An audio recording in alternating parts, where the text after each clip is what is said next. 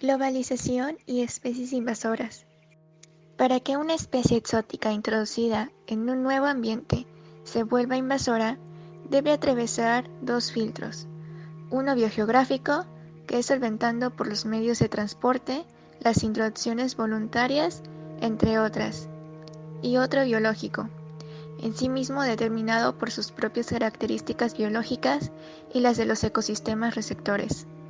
No todas las especies introducidas pueden desencadenar procesos de invasión, y solo una proporción de ellas se naturalizan. Al igual que estas, solo una parte se dispersan y se convierten en invasoras. Dichas proporciones no solo son constantes y varían en función de la especie, del ecosistema receptor y de la modalidad de introducción. Se vuelve invasor el 1% de plantas, el 34% de aves y el 63% de mamíferos.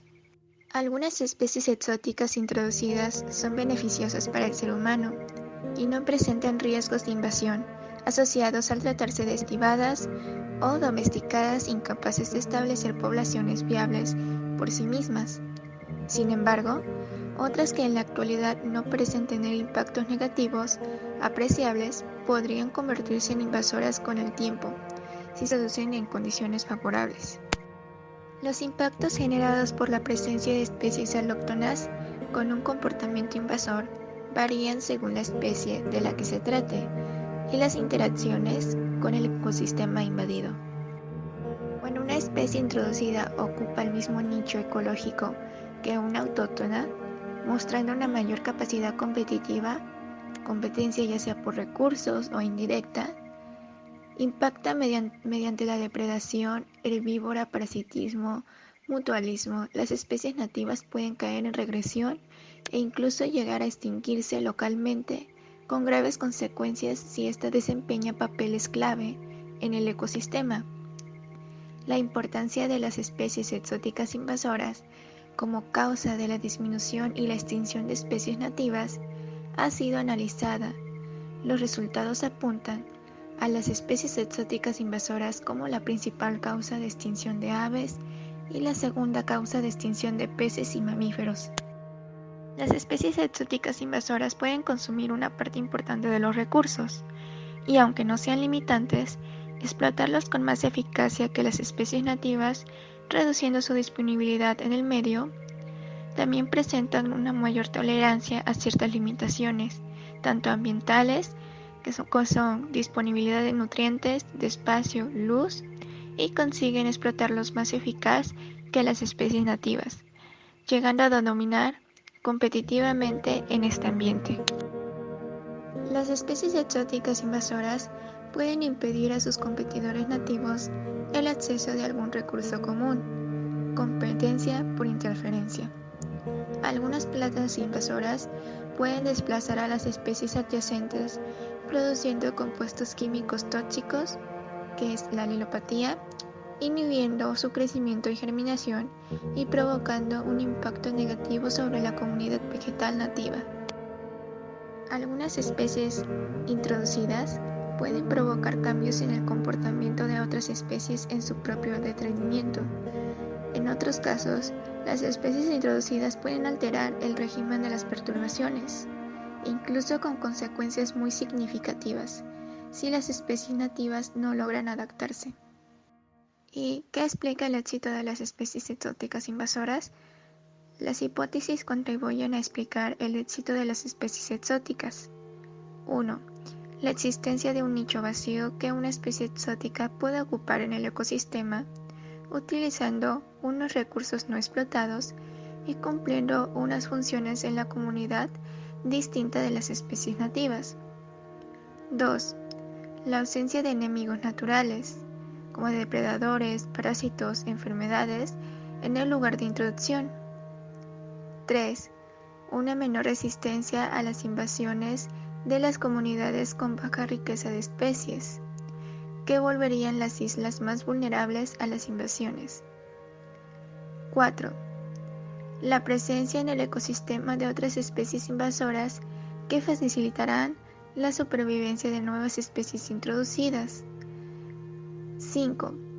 estar dotados de un rasgo biológico de ataque o de defensa novedoso en el ecosistema invadido. Cambio climático. Las especies invasoras son la segunda causa de pérdida de biodiversidad en el ecosistema terrestre, marinos y de agua dulce.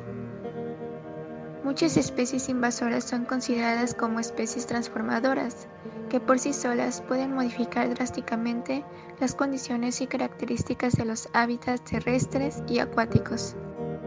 Los conceptos de especies invasoras y especies nativas deben ser revisados ante el rápido cambio en los paisajes ecológicos que provocan las actividades humanas y el CSG.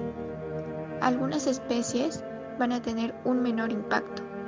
Otras especies no consideradas invasoras se convertirán en tales. Muchas especies nativas ajustarán su distribución a zonas en donde no se les encontraba. Algunas especies nativas ya están ajustando sus distribuciones y varias están causando desbalances en las áreas colonizadas.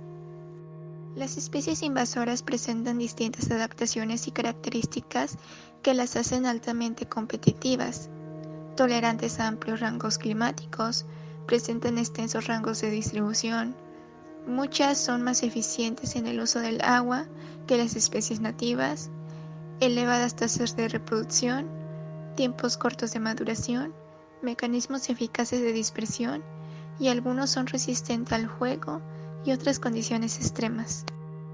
Las propuestas sobre el calentamiento climático global sobre las especies invasoras son: alteración en las vías de introducción y dispersión, establecimiento de especies invasoras nuevas en el ecosistema, alteración de los impactos de las especies invasoras ya existentes en un ecosistema, alteración en la distribución de las especies invasoras, alteración en la efectividad de las actividades de control, así como la afectación a la resiliencia de los ecosistemas a las invasiones biológicas.